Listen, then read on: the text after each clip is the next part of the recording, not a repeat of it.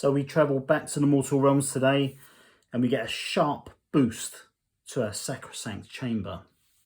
So this is very much the partner to issue 41 when we got a big sharp boost to the Vanguard Auxiliary chamber. So what we've got here is some prime models, which are the leaders for individual units, as well as just some duplicates of stuff that we received before. So what we're also doing today, for those of you who haven't seen my most recent upload for Mortal Realms, I did a big catch up for issues 36, is it 36? 37 to 42. And what I did as part of that video was I went through all of the Warcry stats for the models in those issues. And we're doing that again today, and we'll do that for every issue where Warcry matters. So if it comes up in Mortal Realms, we will also discuss the Warcry stats. But what we'll do is we'll flick through the magazine, have a brief look at everything in there. We'll have a look at the models, and then we'll catch up with all of the Warcry stats for these guys. Now this is different to the video released yesterday, but because we're not catching up with a bunch of back issues, we'll have a deeper look at the Warcry stuff. Now don't worry, for those of you who are not interested in Warcry, that will happen right at the end of the video. We'll cover the Age of Sigmar stuff as usual up front, and then this new addition to these videos will be tacked on right at the end. So just in the same way, if you're looking to pick up some cheap Warcry models and you're picking up this issue and you're not interested in the Age of Sigmar stuff, flick right back to the last sort of 5 minutes of this video. Anyway, so issue 43, got Sacrosanct reinforcements, Arcan the Black, and the battle for the Glitter Mine. In this issue comes with your biggest group of Stormcast Eternals yet, with a Knight Incantor, Evocators, a Celestial Ballista, with crew, and 3 primes to build and paint. There's a lot to do. But don't worry, our easy to follow guides will show you how to quickly paint them to the same standard as the rest of your Stormcast Eternals. Let me know in the comments, guys, how are you getting on with your painting if you're collecting these. I am way behind. But let me know, are you keeping up to date with these? What do you think of the paint, guys?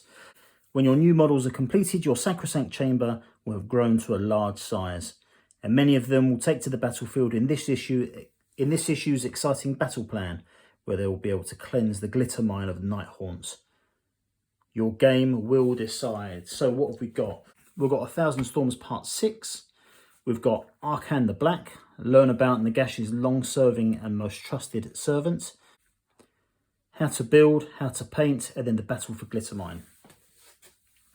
So 1,000 Storms Part 6. In the cities of Sigmar, some storm hosts resort to brutal justice in order to root out the agents of the dark gods and halt the spread of chaos.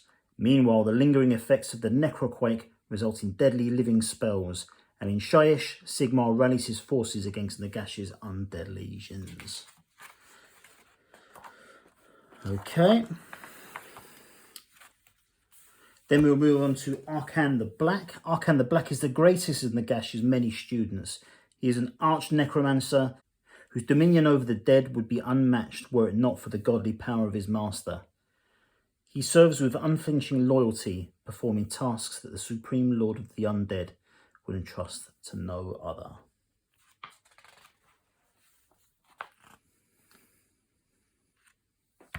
It's a brilliant model as well to boot. Okay, so let's look at this week's models. So let's have a look at the Knight Incantor.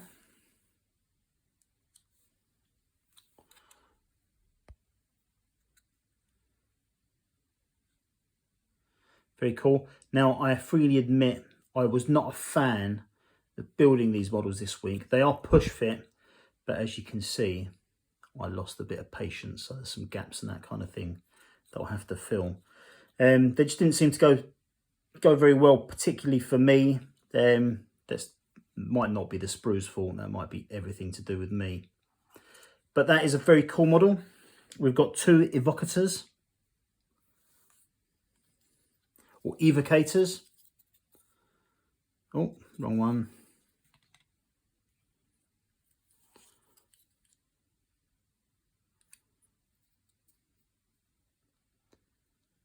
Very, very nice. we have got 2 Sequitur Primes. So those of you who picked up a whole load of issue number 1, I know who you are. So some people picked up a load of these, a load of issue number 1. You'll need a load of issue number 43 so you can get primes into all those extra Sequiturs that you got. Okay, so there's that. We've got a Castigator Prime.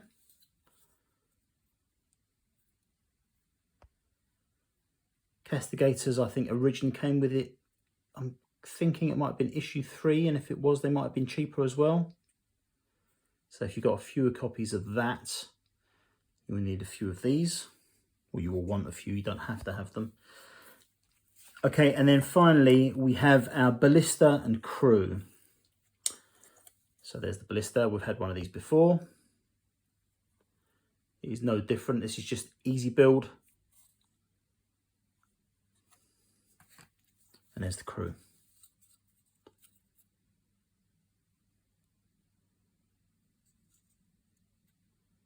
Very nice. Okay. Then we've just got our paint update for all these models.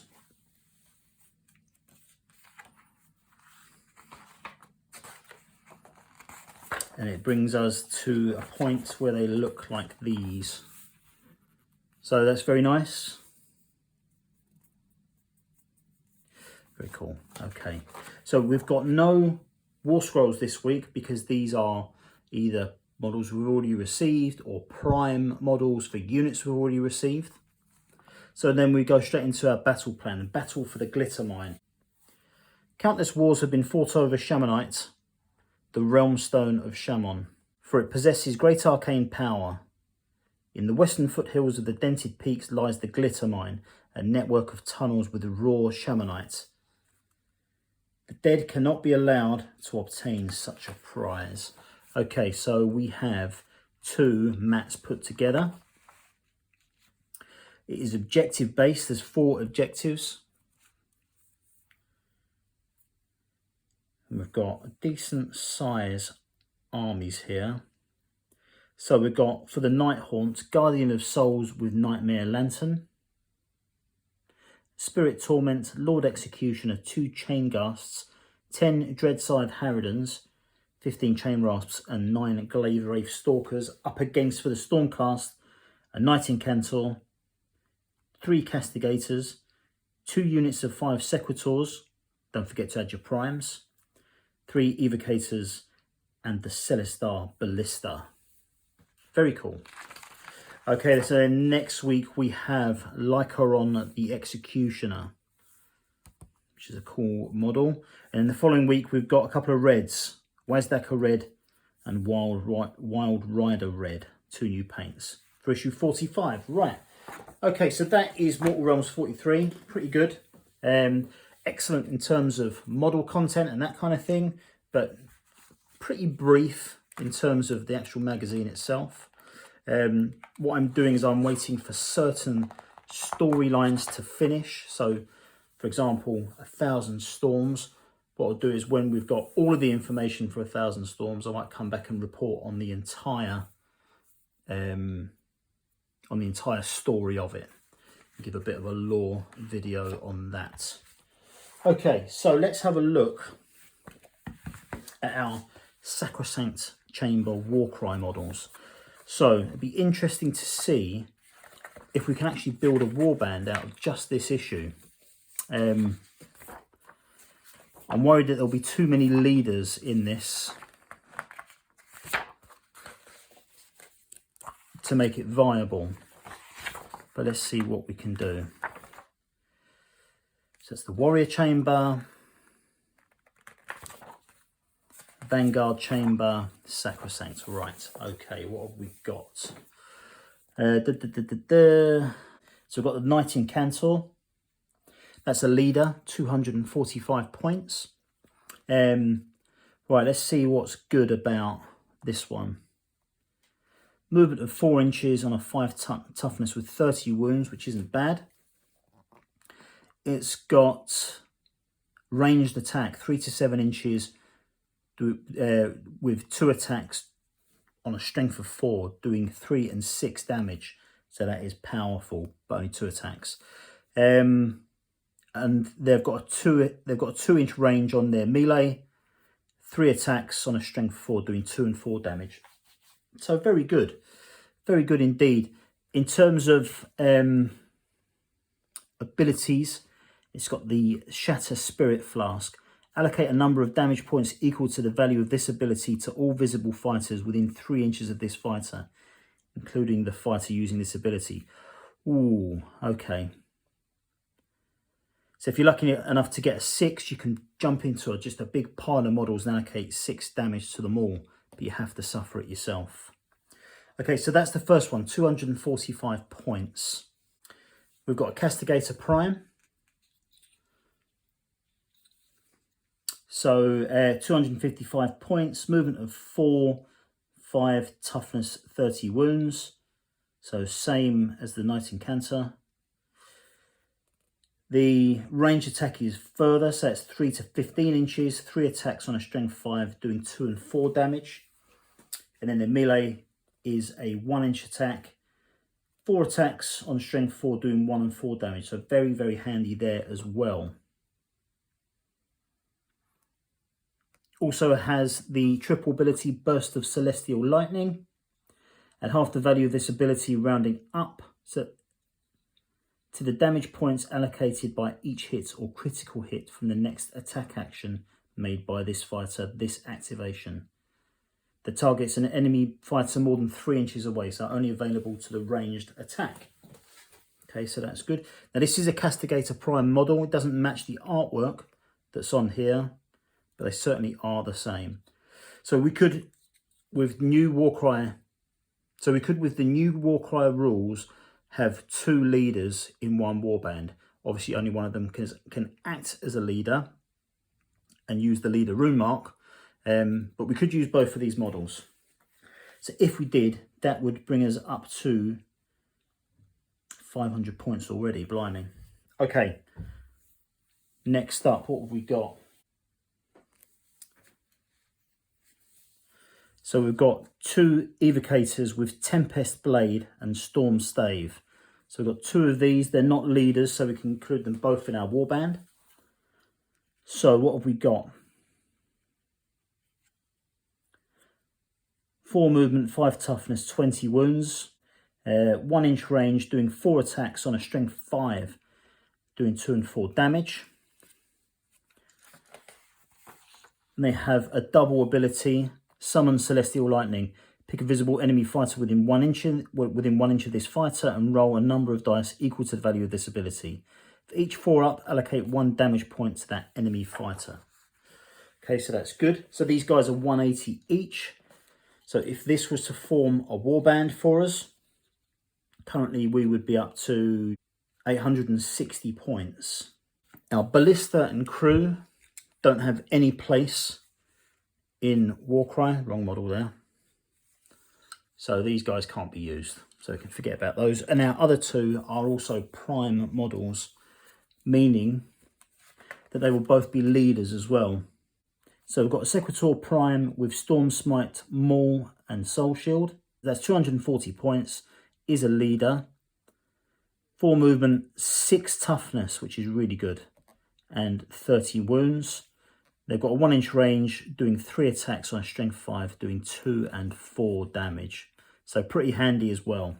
So this prime model, there's actually no Warcry model for it, but you could if you want to use it. So if you've bought this just for Warcry, what you could do is you could take this model. The main thing that tells you that this is a prime is this sort of, I forget what it's called, but this sort of plume of hair which comes out at the top of that helmet. So you could cut that off and really pass it off as just a normal Sequitur with Storm Smite Great Mace. If you're going to do this in match play, you might get people that aren't interested in doing that, or will tell you you've got the wrong model. But if you're playing with your mates, you could either just chop it off or just say, hey, I'm playing this as just a standard Sequitur. So anyway, the stats on this are movement of 4, toughness 5, 20 wounds, 2-inch range, 3 attacks on a strength 5, doing 3 and 5 damage. So these guys are really, really tough. So everything in the warband is a toughness of 4 or 5. Mostly 5s. They're all strength 4s and 5s, which is also good.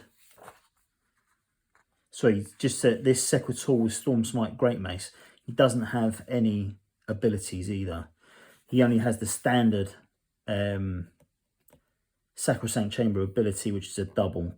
Channeled Empowerments. Till the end of this fighter's activation, add the value of this ability to the strength characteristics of the next attack action made by this fighter that has a range characteristic of 3 or less. So that's all very good. So let's have a look. We could play a 4 model. It's not a lot, but a 4 model warband. So we can have an Evocator at 180 points, a Sequitur with Storm Smite Great Mace at 185, or 2 Evocators if you wanted to, but I would probably go with 1 of each. And then for my 2 as an Evocator. And then for my 2 leaders, I think I would go for the Knight Incantor at 245 and a Castigator Prime at 255. So there's he's talking about 860 points, 865 points there for that. But do you know what? I played a lot of Warcry and I'm not sure I'd want to be rolling out with many warbands that have only got 4 models in it, because they're pretty expensive. So at that, you could go for slightly cheaper ones and chuck in a Gryph-hound. That's 150 points. Gryph-hounds are pretty good as well. But yeah, so you could field a viable warband out of this. It would be slightly underpowered, very few models, but maybe not underpowered because these guys are hard hitters. But yeah, you could go out and get 1 copy of this magazine and get cracking with Warcry straight away. Anyway, guys, so that is it for issue 43. Thanks very much for watching. If you want to buy these books, the Warcry books, are available at Goblin Gaming and Element Games, and there's a link in the description to get you to that. If you use that link, it will help me. So if you would consider using that, I would really appreciate it. But thanks for watching, guys. Much appreciated. I'll catch you later. See ya.